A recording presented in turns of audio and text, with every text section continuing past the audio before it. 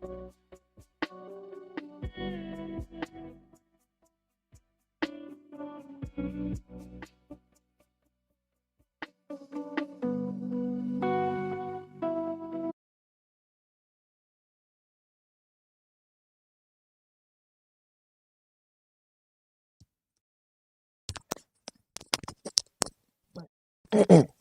everyone and welcome back.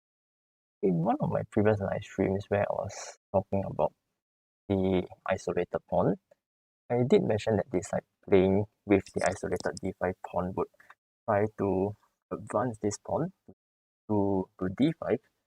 After this, after 5, what happens after this is that the resulting pressure along f7 and the open e files would lead to a very nice position for white once he's able to push this pawn, right? And today I'll actually be looking at another game featuring how to play with the isolated pawn. Yes, hello there. And this game is between Alexander Topalov and also from the Chess Olympiad 1994. But yeah, I'm aware that I forgot to update the titles for my previous live stream. So to save a bit of time, I will just remove it. Okay. And actually, you know what? I'll just edit it a little bit. Yep, I sort of missed this. So just give me some moment. So the Topalov versus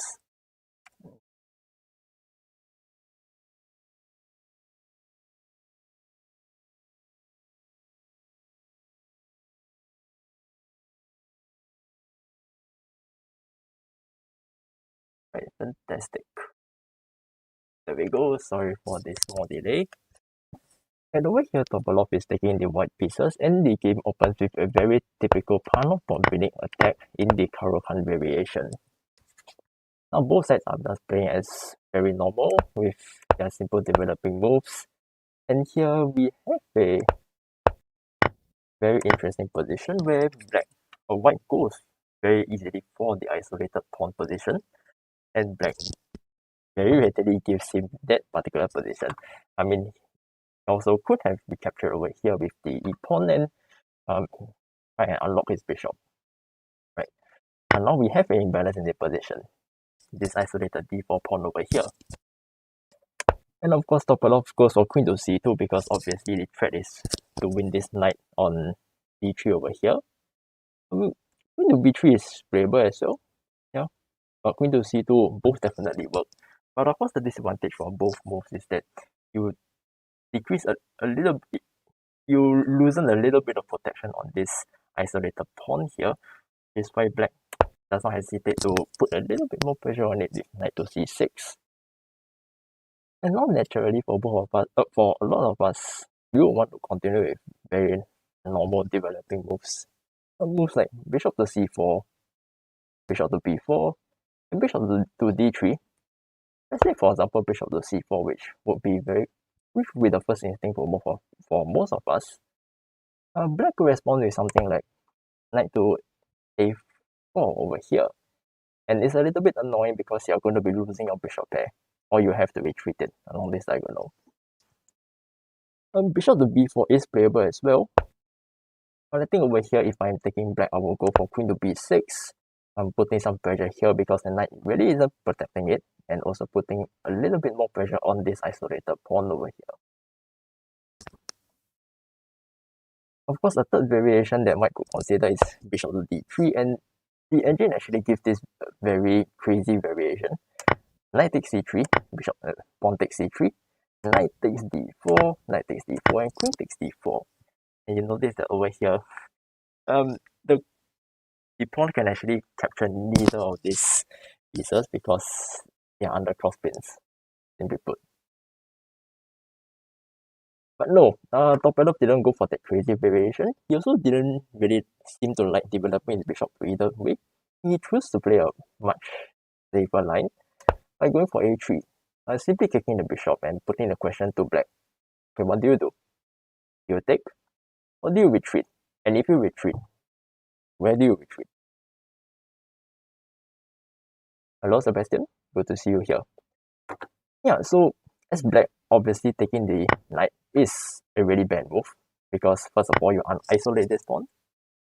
And secondly, now white has the option of pushing this isolated pawn couple and creating a lot of chaos in the center. So as black, I really wouldn't want to take that knight. If you leave the other two options, do you retreat along this diagonal or do you retreat along this diagonal? Now both alternatives are equally tempting. For example, I could retreat along a5 and then put my bishop here to pressure this isolated pawn over here. Or I could go for bishop e7, put my bishop on f6 and play it from that direction. But personally for me, when I was looking at this game and I was looking from black's perspective, I would say that I would actually prefer bishop to e7 over here because I want to save this square for potential queen to b6 so that eventually I can try to put maximum pressure on this isolated pawn over here, which is exactly what black played in the game, bishop to e7. And now Topalov responds with bishop to d3, and black goes for this interesting knight retreat, knight to f6. Now, on first glance, I didn't really like this knight retreat. It seems to be wasting tempo, but probably white was a bit concerned about this loose h7 pawn over here, especially since after you castle, you're just dropping the entire pawn, right? I mean, this black king is still in the center, right? But I do feel that it is possible for black to go for the safer h6 instead of wasting a move with knight to f6. And even though after, yeah, I know you get your own isolated pawn with after this capture, but you also unlock your bishop. And even though things do look a little bit scary for black because of the wide open or for the wide open diagonals for the bishop pair, I'm just gonna ignore that. Yeah, because of the wide open diagonals for white's bishop pair, I think black should be able to hold over here. Simply because they do have a lot of play with their own piece activity. So let's say, for example, let's say white goes for a very aggressive play and knight to e5. Over here, I would suggest something like queen to b6, just counter-attacking this isolated pawn. No, I mean, obviously the threat here is you're trying to win this, so that's why queen to b6. And over here, I think black is safe. Black is safe, yeah. I look at this really weird line, knight takes f7, just trying to blow open the entire king side, but my instinct tells me that there isn't really much going for white over here. Say for example, after king takes, bishop checks, and king retreats into the corner, there isn't really a good way for white to follow up because this black's bishop pair actually covers really takes part in the defense really, really well. Yeah. So it really isn't much going for white if you choose to set on f7. Right. So back to this position, after bishop to d3, h6 I think definitely would have been playable. But instead black went for knight to f6. Okay, fair enough. And after castles, and now it's white to move. Right. So what's the main imbalance here? Again, as the title of my video shows, we are trying to play with the isolated pawn over here. And naturally we'll think of, and also you want to develop this bishop. So the first natural move that I would think of is bishop to g5. Right. I'm trying to remove the defender so that one day I can push d5. And then in the long term, I would try to put my rooks here, possibly reroute my bishop here, and then I go for d5. Now if black goes for h6, yeah, if black goes for h6, I'll just retreat, maintain the pressure along this, and if you go for g5, yeah, I'll be very happy because congratulations, you just weaken your entire king side, and yeah, I'll be very, I think white will have a very good time with the king side attack, right? But yeah, but this plan of, putting your rooks in the center and like rerouting this bishop here, it does take quite a bit of time, right? I think we need at least 3 to 4 moves to do it. And in that time, I think black should be able to catch on development, possibly b6, bishop to g7, just unlocking this bishop, and so on and so forth. Right. So back to this position, instead of bishop to g5, Topalov goes for an interesting move over here. Move to d1. And the idea here is that you are putting some indirect pressure on this queen, so that if in the future you're able to capture on h7, you're able to push d5, then there's a very strong attack using the tactics along the diagonal and this d file. Right, so push to d1 and now back to move. So black over here, he could try playing bishop to d7. Sorry, not a6. He could try to play bishop to d7, which actually was played in the previous game by Topalov. And over here, I think the main move suggested was just to go for the d5 push. And the reason here is because after e takes d5, knight takes d5, and now if you play knight takes d5, then trying to win that pawn, you just use the tactics along this open file.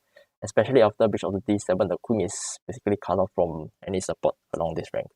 So say for example, even if black tries to be funny and play king to h8 takes and you try to trap this bishop, I mean, yeah, I'll just remove it, and yeah, congratulations, you're gonna get mated, right? So no, knight takes d5 definitely not playable. The other line over here would be h6, and actually that's the more playable line because of the knight takes e7, queen takes e7. Black is still in the game. He's definitely still in the game, but I think I would definitely take white in this position because it's a lot more easier for white to play this. I mean, first of all, he still has the two bishops, while black no longer has them, and he's able to. His major pieces are more centralized. Or on the other hand, black's rooks are really just sleeping. Yeah, but definitely it is playable for both sides, and the game continues. So that's bishop to d7. But in the actual game, bishop to d7 wasn't played, and instead black went for this move a6. And what's the idea behind this move? Well, first of all, you obviously are not going to go for b5 because after knight takes b, pawn takes b, you just lose a pawn by force. Instead, I think the idea for black here is to try and to just stop any knight from getting to here, so that black is able to play queen to here, rook to here, and put extra pressure on this isolated d4 pawn over here. The problem with this is that it's a very slow plan, right? You need at least 1, 2, 3 moves to make it happen.